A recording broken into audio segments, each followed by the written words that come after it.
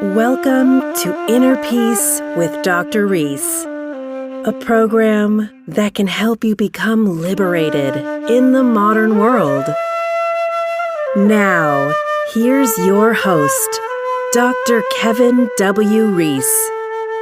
Hello. Last week, I spoke about the centered mind, the first C. Of course, there's 7 C's, so today I want to talk about the second C, which is the conscious I. I have Tina here with me. Hello, Tina. Hi. The conscious I, it goes hand in hand with the centered mind. If the centered mind is peanut butter, then the conscious I is jelly. They go hand in hand, left and right. They go perfectly together in conjunction of what we're trying to accomplish, attaining inner peace. So last week I talked about staying in the present moment. That's the centered mind. It's not going into the past, not going into the future. That's the center. And words, language is our thinking. So we want to go beyond that. The conscious I is, you have to think of it almost like a separate thing inside of you. That's how we witness. That's how we see. It has nothing to do with thinking.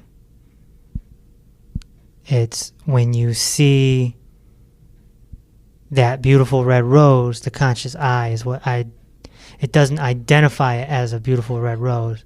It just sees it and feels it. There's no language. The conscious I is separate from us. And we call it the I because it's the watcher. It sees. It feels. It experiences. And so that goes hand in hand with the centered mind. Thoughts are symptoms of your desires, your anger, your fear, your envy.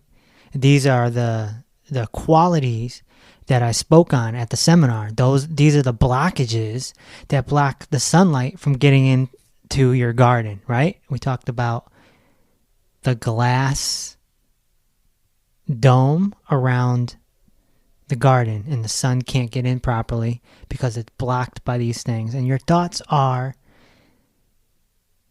symptoms of these things. So desires, as an example. If you're interested romantically in someone, that's a desire. So naturally, the way you've been conditioned by the society, you're going to talk in your head about all sorts of things regarding to that desire. Same thing if you want to be rich and famous. Same thing if you want a promotion at your job. Your thoughts are going to follow that desire. So we have to trace it back. And that's where the conscious I comes in. The conscious I being a foot above us, right? Looking down, observing. You use your conscious I to catch yourself and be like, oh, I'm thinking about this person too much. Too many what ifs. And then you can trace that back to it being an egotistic desire. And then you can also trace it to maybe some fear, things like this. And we can do that with all of our thinking. All your thinking is for a reason. You have to trace it back. Keep tracing it back. Keep doing it. Make it a daily practice. This is part of the inner peace practice. Society is a conditioning. It's not... It's not, what's the words I'm trying to look for? This useless language. What's the useless language I'm looking for? It's not... Real? It's technically real, but it's manipulated. It's controlled. It's controlled. It's meant to get you to obey. It's meant to get you stressed out. It's supposed to get you stressed out. Mm-hmm. They want you to be stressed out. That's part of the cycle of how they control us. And of course, they make a lot of money off pharmaceuticals. Right. When you start using your conscious eye, now you can start witnessing. So now, like one of my teachers once said, this is a great quote or paraphrase: everything that happens to you doesn't really happen to you. It happens in front of you. So what he's saying is, you're not your body and you're not your thoughts. And this is where the conscious eye comes in. The conscious eye is the witness.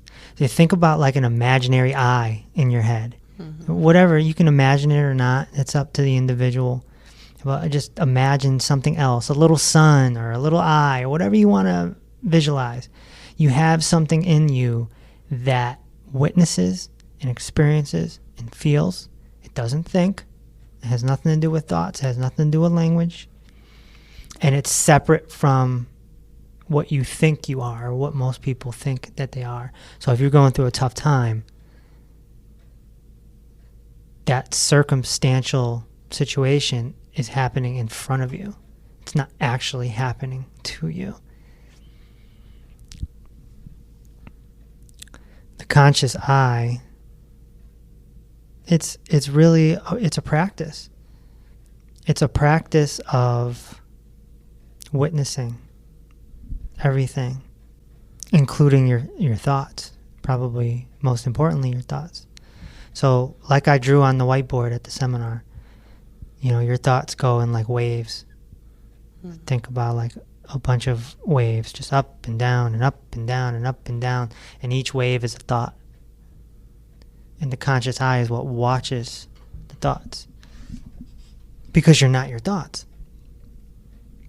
It's like behind you, Tina, there's some paintings on the wall or pictures on the wall. You're not in those paintings, those pictures. Right. You're watching it, you're looking at it, and then you experience something off of that. That's like what it's like, but you're looking at life and you're looking at your thoughts. So now with the conscious eye, so let's say you have a thought about, say you want to punch somebody in the face. Pretty accurate for me, huh? So it's like there's somebody that really annoys you in your life, and you'd love to just smack them in the, or how do you say it? Punch him in the throat. I thought it was a chop in the throat. Chop in the throat, yeah. A throat chop? Throat chop. So let's say you wanted to throat chop somebody, and this thought entered your mind, and you're just like, ugh. Your conscious eye, you can witness that with your conscious eye. And stop yourself from doing it. You not only stop yourself from doing it, but recognize that it's a thought derived off of anger. Mm-hmm. So now it's just like all the stuff we've done on the health side of things, right? Mm-hmm. If you have an ulcer, the ulcer doesn't just fly out of the sky. It comes from something.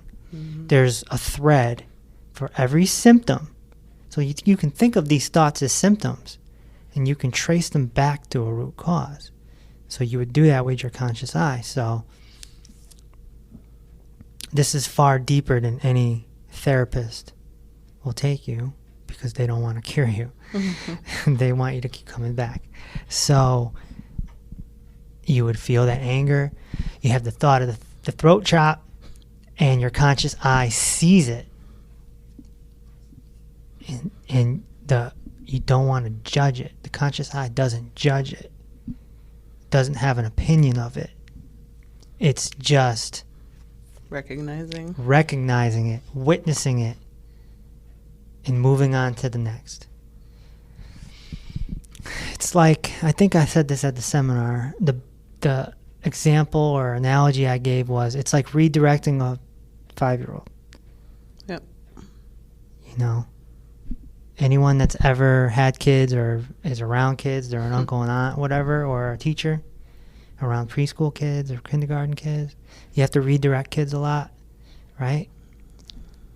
You know, they turn on the wrong channel, right? Yeah, And you don't want them to see that channel. Right. So what do? Oh, no. Let's watch this one. Yeah, we don't want to watch that. Let's watch, Mickey Mouse, you know. Mm-hmm. It's a redirection. But you don't judge the child. No. You don't say, what an idiot for watching, boxing. I don't know. Let's say it's boxing. Like you don't want your 4-year-old watching boxing for whatever reason.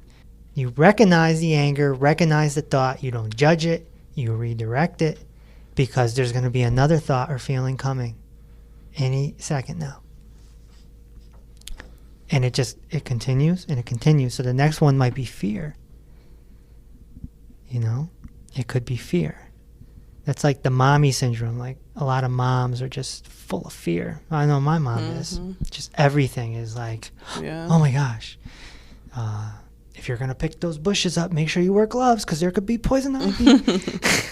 Yeah, that's a mom thing. Right. It's like, I'm capable of seeing if there's poison ivy or not. But are you?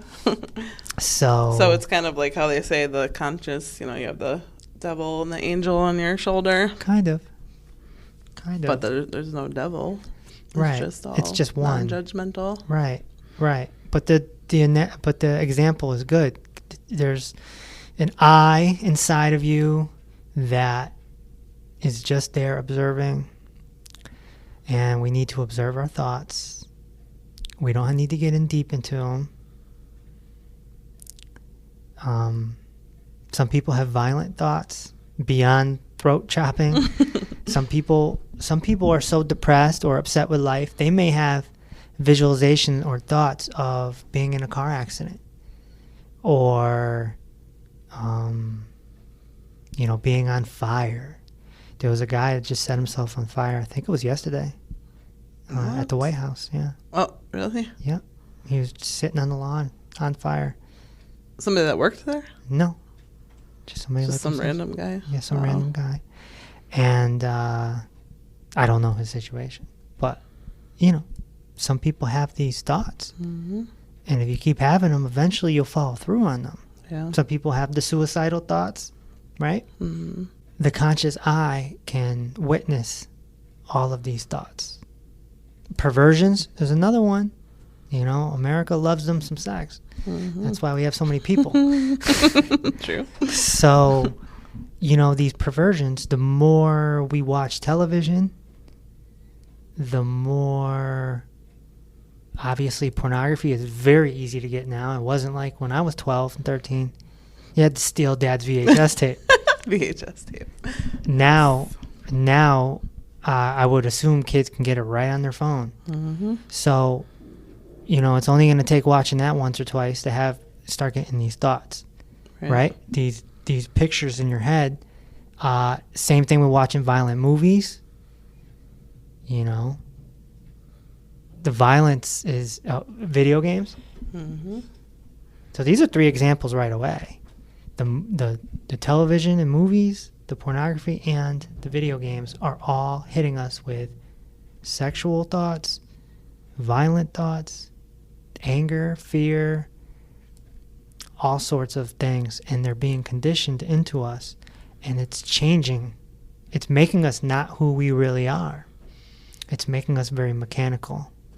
And so this is why the conscious eye, this practice is so important. Like, you're not going to find inner peace unless, I don't want to use the word master, but just unless you figure out the centered mind and the conscious eye. They go together, peanut butter and jelly. They go absolutely together.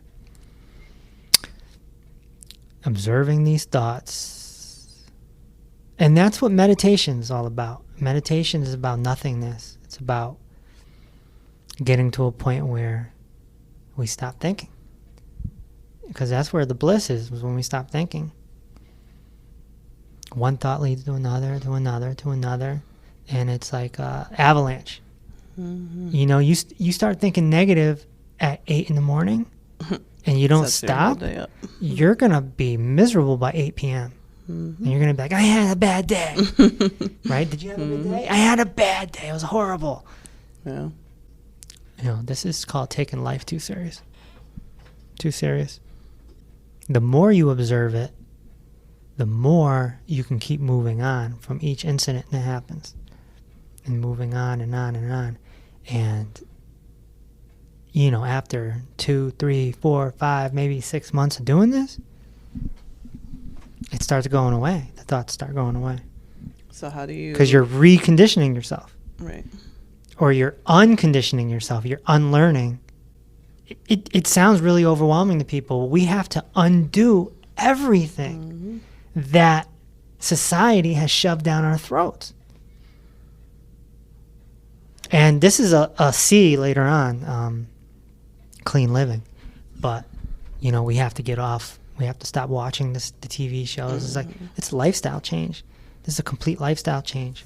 Right. And then when you go out into society after that, you're looked at as a weirdo, or you can't really fit in anymore because you see things so differently than everybody else. You see things very differently, but that's where the conscious eye comes in, because the conscious eye doesn't judge. So if you go to a party and, you know, some people are drunk, some people are eating horribly, you know, chicken wings and fried this and fried that and ice cream this and candy that, and maybe you don't eat that way. And you got people, you know, loud and swearing, and some people get into a shoving match, and you can start seeing, you can actually observe the room and see the anger, the fear, the insecurities. You can witness all of this, but you want to do it with no judgment. You just know. So it's you know, it's almost like being a mind reader. Kinda. It's kind of like being a mind reader, yeah. Because once you know one person like that, you pretty much know all people. In other words, if you meet someone, you ever meet someone that uses humor to cover up things? Me? Some people use humor to cover up things, and sometimes they're cruel with their humor, right? Like they're, you know, busting your chops, right? But it's kind of like you can only have your chops busted so many times. Yeah, before you chop them in the throat. Right, after you throat chop them, right? So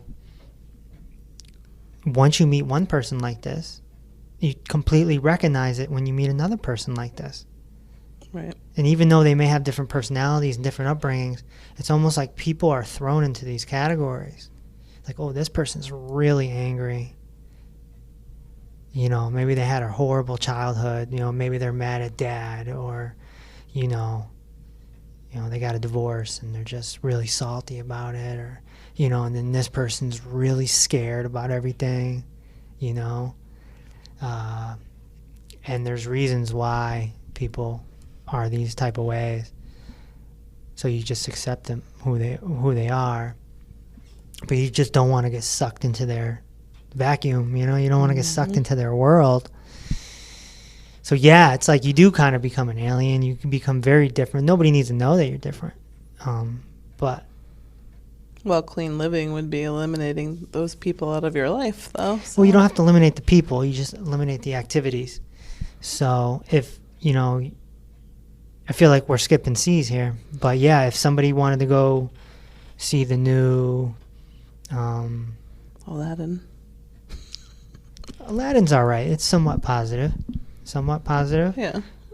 Disney always throws some weird subliminal stuff in there, though. Yeah. I bet you if you see it 3 times, you notice. Oh, I noticed already. Okay. Yeah.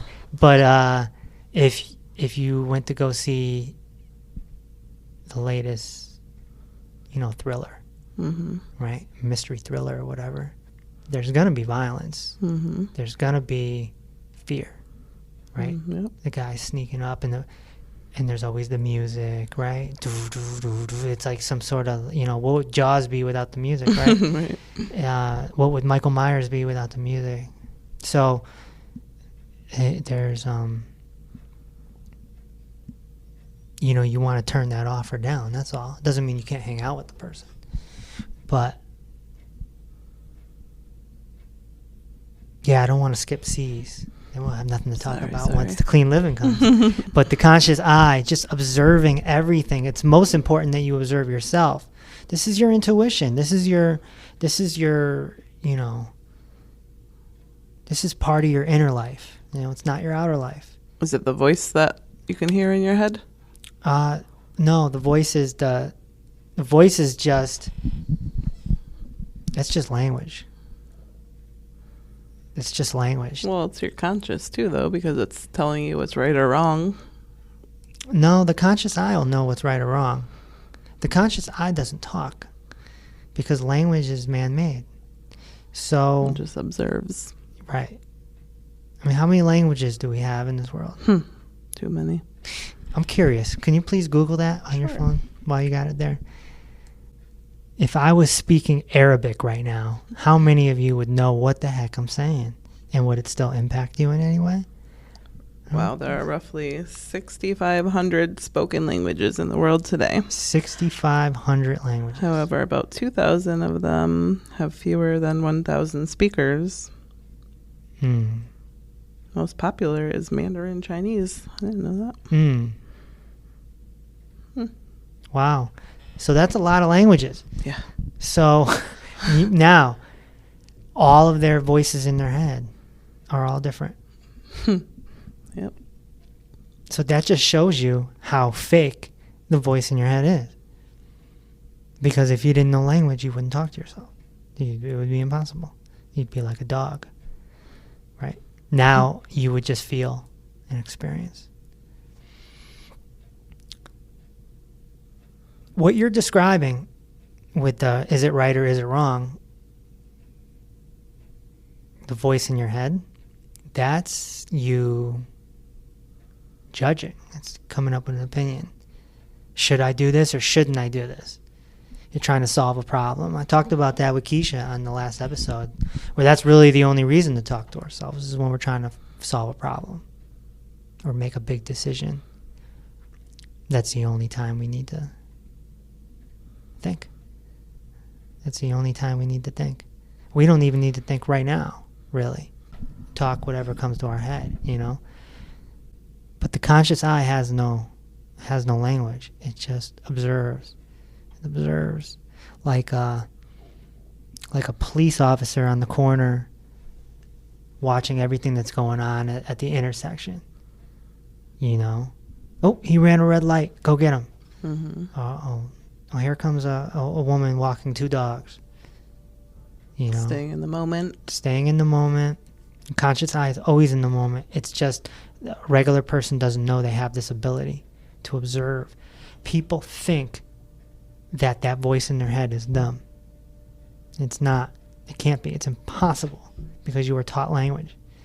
So how do you exercise the conscious eye to make it stronger?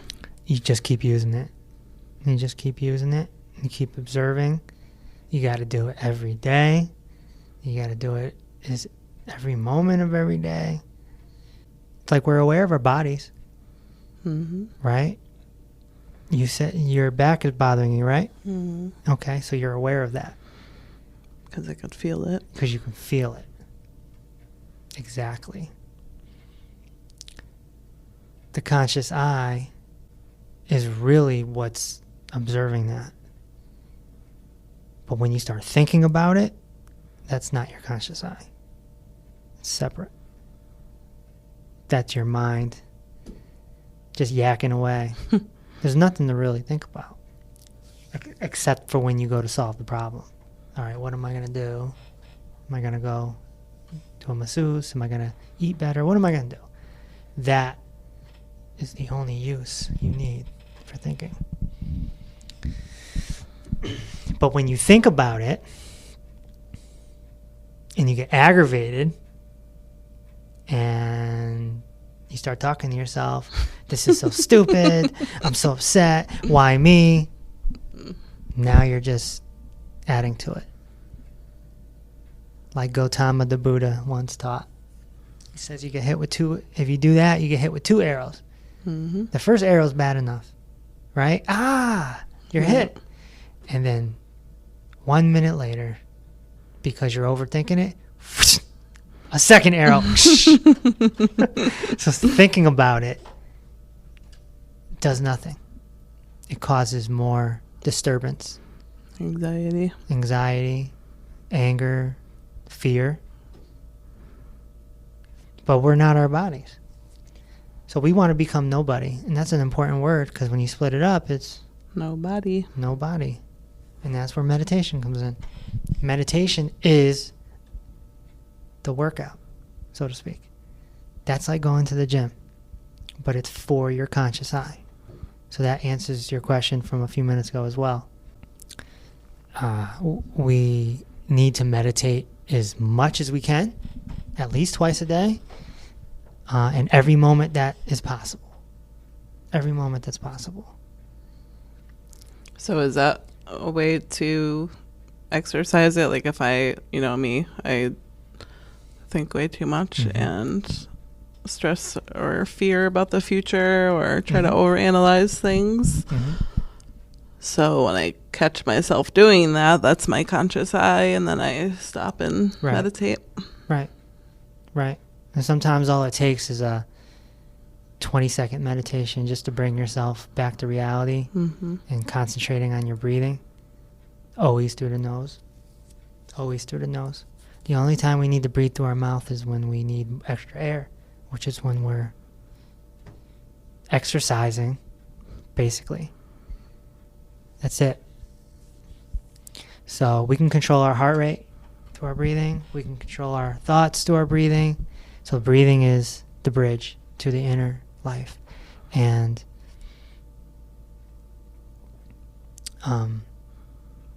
meditation will work the conscious eye. And then the thoughts will come flooding in, right? Because there's no phone, there's no TV, you're not distracted, you're just there. And your mind's going to go shoom, shoom, shoom, shoom, shoom. And your conscious eye is like a police officer. Or, no, let's go back to the original analogy, which I think is best. Your conscious eye is like a parent redirecting the children, which are the thoughts. No, not over there. Nope, don't want to do that. No, go this way. No, go that way. And just don't let the dog off the leash. The dog's gonna go crazy, and you'll end up with an avalanche. And that avalanche of thinking will go 12 hours. Oh yeah. It might even go days. Sometimes I think while I'm sleeping. Yeah. Well, this is what depressed people do. You give me a completely clinically depressed person and have them implement even the first 2 C's, and that depression will go away. It might take a few months, but it'll go away because the depression is coming from overthinking. There's no way to have depression or anxiety if you're not thinking. There's no way. So the centered mind is staying in the middle, not going into the past, not going into the future. And then the conscious eye is observing the whole thing. Because you need the conscious eye to stay in the center. You need the conscious eye to say, oh, you're in the future. Why are you thinking about tomorrow? Let me come back. Don't get mad at yourself. Don't judge the 5-year-old. Just come back to the center. And within 10 seconds, you just change your life. 10 seconds, you just change your life.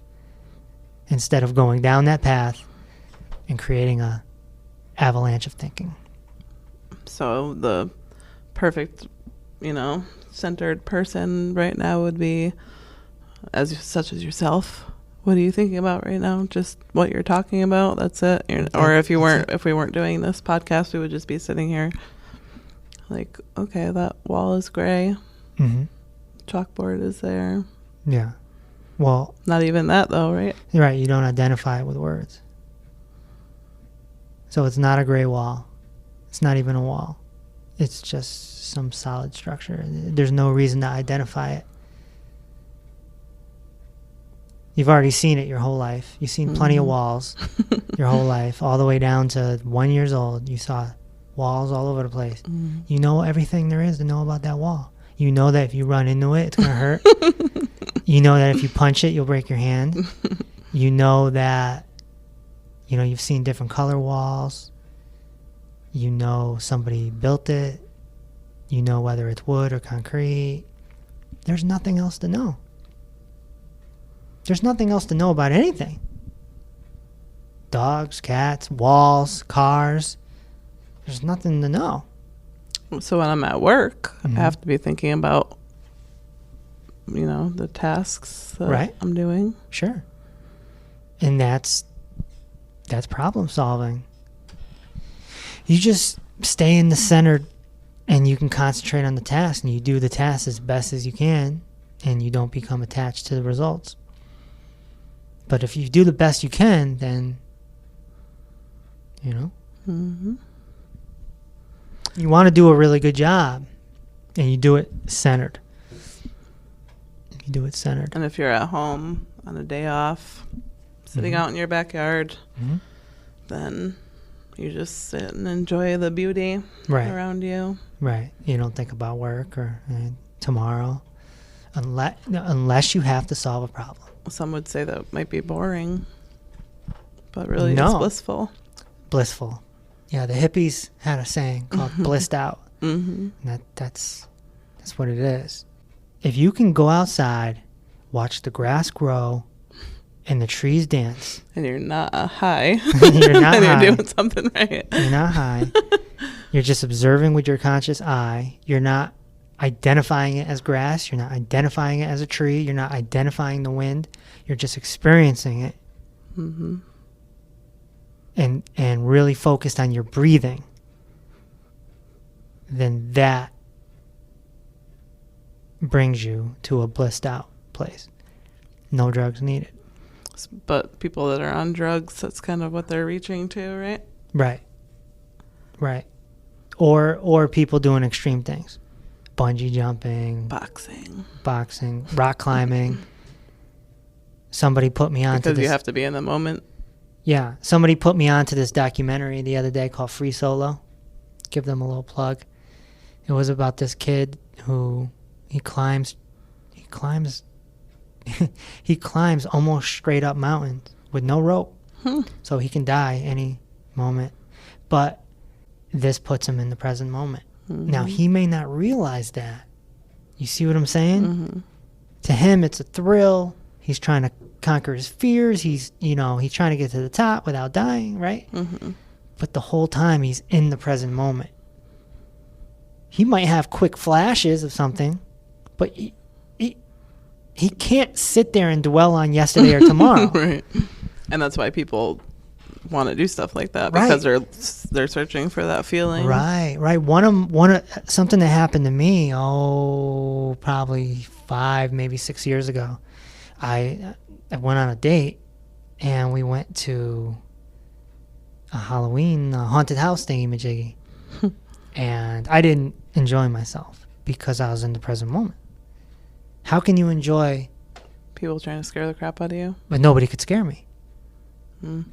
Because I was so present that I could scan the room, see what was going to happen. And I could like you said earlier, it's like mind reading. It's not the right term, but you can see what's about to happen. So I'm like, oh, there's somebody up there in the thing. I bet you a rope's going to come down and they're going to like drop a bat or something, you know? That's what happened? Sure enough. And everyone's like, ah, and I'm just like, all right. What's next? What's next? So I didn't enjoy myself because... Not even when the girl screamed and jumped on you?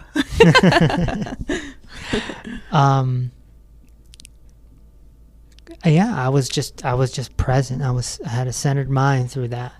So the experience didn't do anything for me. So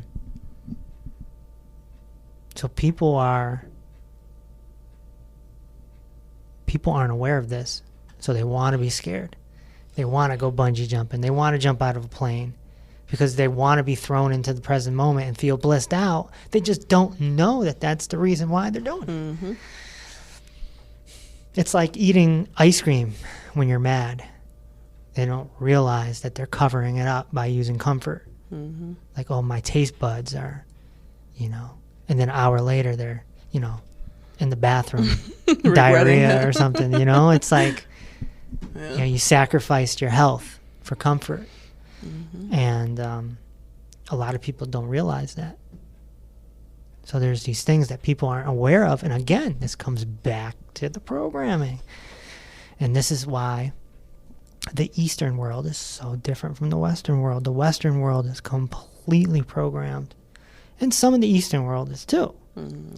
But there's a lot of villages and things out there in the Eastern world that are completely different.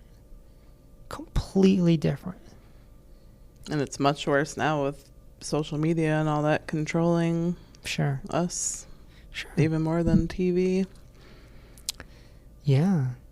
Yeah, I just watched a movie the other day, Daddy's Home. Oh, I love that movie. Yeah, It's they're funny. funny. The second one, I watched the second one, Mm-hmm. and the little girl is, her character is on the phone Mm-hmm. the whole time. So they're basically making fun of society. Oh, yeah. They're making fun of young people being stuck to their Mhm. phones. Yeah. Yeah, it's not fun, though, when that young person is your kid. Yeah, well, we're in the Western world. Mm-hmm. What do What do we do? We go giddy up on a horse out of here? Take me to an island? well, you know, it's one of the reasons why I don't want kids. Yeah. You know, I don't even want to be subjected to that. Because It's hard to have more of a influence than their peers when they get to a certain age. right, they go to friends' houses, they go to school, and they're influenced on what to eat, how to think, what to wear. Yep. Everything is we're at, you know, that's why the movie The Matrix is, in my opinion, it's the most important movie of our generation. You have to watch that movie 10 times and listen to programs like this podcast and understand the Eastern traditions of spirituality, and then that movie starts to make sense.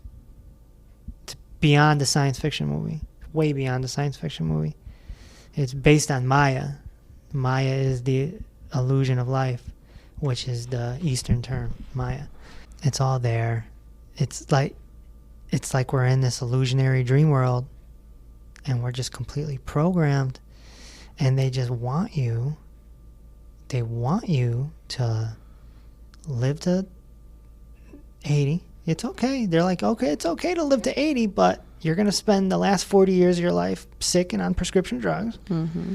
And you're going to spend it scared, and you're going to spend it with anxiety. You're going to be depressed and have anger.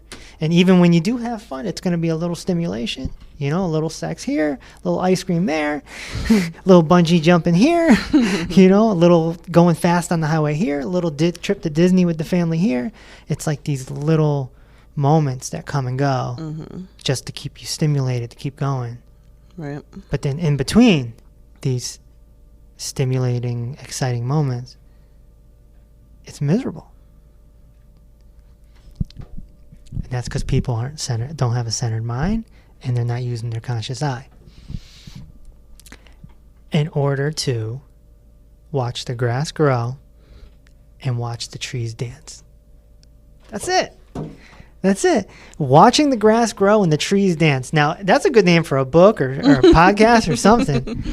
Well, I know some people would say, though, and myself included a little bit, I have a very conscious eye. I think I walk around the world just seeing things differently than most people. I know that. But I also like to enjoy myself and have fun. So kind of in between those. And Well, remember, too, that, you know, the 6 flowers in that dome glass house I drew on the whiteboard at the seminar. One of those is joy. right.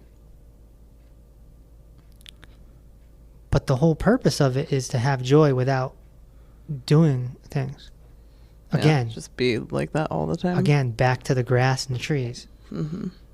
Watching birds, watching squirrels live out their life and sit there for hours. It sounds crazy to most people. I could do that. But when we start getting joy out of external things, it's when you start tricking yourself. You start tricking yourself and thinking that you're happy Right. and excited and joyous. And there are things. I certainly have my 3, 4, or 5 things that I enjoy doing. Mm-hmm. And everyone should have their 2, 3, 4, or 5 things that they enjoy doing. But it's important to have the centered mind and the conscious eye first. And then you can go back to those things that you enjoy. And then you can bring the inner world and the outer world together. And then have a balance. But I think the example of watching the grass grow and the trees dance, I think there's something there to that. I feel there's something there to that. We got to stop saying I think. We got to start saying I feel. Because if you can do that, it's a form of meditation. Meditation isn't just your eyes closed and sitting cross-legged in the lotus position in the corner with incense on. Mm-hmm. It's more than that. It's bigger than that. Mm-hmm. It's living a meditative life. Right. And finding every moment that you can to meditate. You know? Go to a library, walk through. Observe everything. You know, shut the thoughts off. The thoughts are like a faucet. You know, if you're thinking obsessively, the faucet's dripping. You know, shut it off. Mm-hmm. Shut it off. The only reason to talk in our head is to solve a problem. That's it. But we start talking in our head around 5 years old. We just yak for the rest of our lives. Yep, yep, yep, yep, yep, yep, yep, yep, yep, yep, yep. And then, so again, the conscious eye observes all of this. It's important to practice every day, every moment. Just observe. Things are happening in front of you, not to you. Remember that. Just remember that. Next time you stub your toe and you're like, like, all right, that happened in front of me. It happened to my body. It didn't happen to me. What about when things are happening to you emotionally? That's like, I recently had a little experience where I started freaking out, thinking too much, and worrying while I'm getting to know somebody, a new friend. Mm-hmm. And what do you have to do? Your conscious eye has to just be aware, like, okay, this is just the newness of this. Calm down. There's nothing to think about. Sometimes there is. Sometimes it's intuition, because the whole world is based off of vibes. And people say that word willy-nilly, but it actually, it's short. Vibes, yeah, it's short for vibrations. Right. It's a real thing. It's a real thing. It's like a frequency. Well, that's what I was scared of, that the vibes were so good. It was freaking me out. Well, you could be obsessively thinking. You don't have to think about it. You only need to think. Just let it happen. Just let it happen. Just feel it. This is why we meditate on something. This is why spiritual teachers will tell you, well, meditate on it. And they always say, on it. That's the conscious eye. The conscious eye is above. You can almost imagine the conscious eye like a foot above your head. Mm-hmm. Like outside of your body, looking down on everything that you experience. Everything your body experiences, your conscious eye sees it from a foot above you. Mm-hmm. How tall are you? 5'7". Okay, so your conscious eye is 6'7". You think about it like that. Like a foot above you, there's this imaginary eye looking down on your body and everything that's happening to you.